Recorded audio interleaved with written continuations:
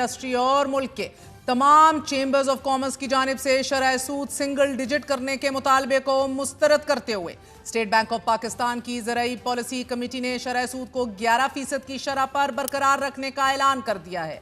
आज governor State Bank Jameel Ahmed ने नए माली साल की पहली मॉनेटरी पॉलिसी का ऐलान किया है और बताया है कि गुज़िश्ता माली साल हमारी महंगाई की शरह 4.5% रही, जो कि हुकूमत और स्टेट बैंक के मुकर्रर करदा हदफ से मामूली कम थी।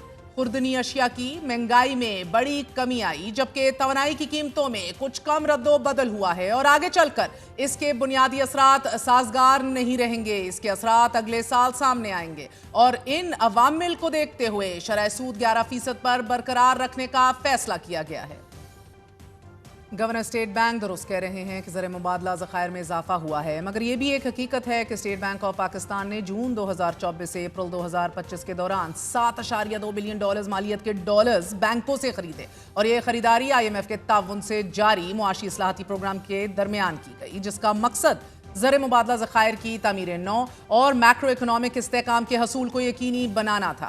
मगर इस खरीदारी के बावजूद डॉलर के मुकाबले में पाकिस्तानी रुपया दबाव का शिकार दिखाई दिया। हालांकि रुपए की कदर कंट्रोल रखने के लिए डॉलर्स बैंकों से खरीदे गए। मॉनेटरी पॉलिसी कमेटी इजलास से कबल माहिरीन ने तवक्को का इजहार किया था कि शरह सूद में 50 से 100 बेसिस पॉइंट्स कमी हो, मगर ऐसा नहीं हुआ। मॉनेटरी पॉलिसी कमेटी ने ज़र मुबादला ज़खायर में इजाफे, मालियाती आमदनी में बेहतरी और करंट अकाउंट सरप्लस के अलावा खुद मुख्तार क्रेडिट रेटिंग में बेहतरी का भी जिक्र किया। साथ ही मॉनेटरी पॉलिसी कमेटी ने GDP ग्रोथ और महंगाई से मुतल्लिक भी पेशनगोई की है। कमेटी ने तखमीना लगाया है कि माली साल 2026 में महंगाई की शरह 5 से 7% के दरमियान रहने की उम्मीद है, जबकि GDP ग्रोथ से मुतल्लिक मॉनेटरी पॉलिसी कमेटी ने तखमीने में कुछ रद्दो बदल किया है। कमेटी के मुताबिक ये तखमीना लगाया गया है कि इस साल रियल GDP 3.25% से 4.25% के दरमियान रहने की तवक्को है। अलबत्ता IMF ने पाकिस्तान की इक्तिसादी शरह नमू हुकूमती तखमीनों से कम रहने की पेशनगोई की है। IMF ने हुकूमत के मुकर्रर करदा शरह नमू के हदफ यानी कि 4.2% से कम तखमीना लगाते हुए ये पेशनगोई की है कि पाकिस्तान की रवा साल मुआशी शरह नमू 3.6% रहेगी। रिपोर्ट में मजीद कहा गया है कि आलमी सतह पर महंगाई में कमी और माली हालात में बेहतरी आ रही है, लेकिन जियोपॉलिटिकल कशीदगी अब भी आलमी मुआशी इस्तेहकाम और स्टेबिलिटी के लिए एक बड़ा चैलेंज है। साथ ही IMF ने खबरदार भी किया है कि मुमकिना बुलंद टैरिफ और गैर यकीनी सूरत हाल पाकिस्तान समेत आलमी मुईशतों के लिए भी खतरा बन सकती है। स्टेट बैंक ऑफ पाकिस्तान और हुकूमत शरह नमू में इजाफे की पेशनगोई कर रही हैं, मगर सरकारी दादो शुमार बिलखसूस ज़र्रात से मुतल्लिक डेटा पर नजर डाली जाए तो नाज़रीन असल सूरत हाल वाज़ेह होती है। सहाफ़ी शहराम हक की खबर के मुताबिक जनवरी ता जून 2025 के दौरान पाकिस्तानी किसानों ने 1.26 ट्रिलियन रुपए से ज्यादा का इज्तिमाई नुकसान बर्दाश्त किया। सबसे ज्यादा नुकसान चावल और मकई के किसानों को हुआ। बड़ी फसलों की बरामदाद में कमी हुई। मकई में 70%, केले में 69%, आम में 40% और प्याज और लहसुन में 31% की कमी वाक़ई हुई। इक्तिसादी सर्वे 2024-25 के मुताबिक पाकिस्तानी टेक्सटाइल सेक्टर की रीढ़ की हड्डी यानी कि कपास की फसल में 30.7% कमी वाक़ई हुई है।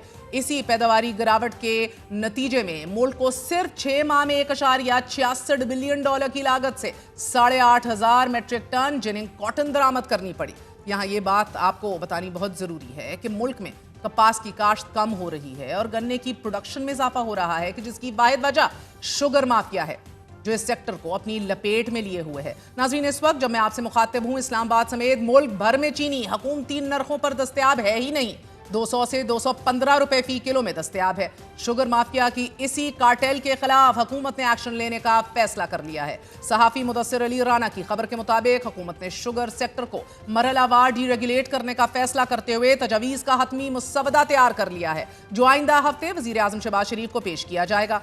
ज़राए के मुताबिक नए मुजवजा फ्रेमवर्क के तहत हुकूमत सिर्फ 1 माह की चीनी की खपत के बराबर buffer stock trading corporation of Pakistan के जरिए रखेगी और इसके अलावा चीनी की कीमतें या तरसील में सरकारी मुदाखलत नहीं की जाएगी।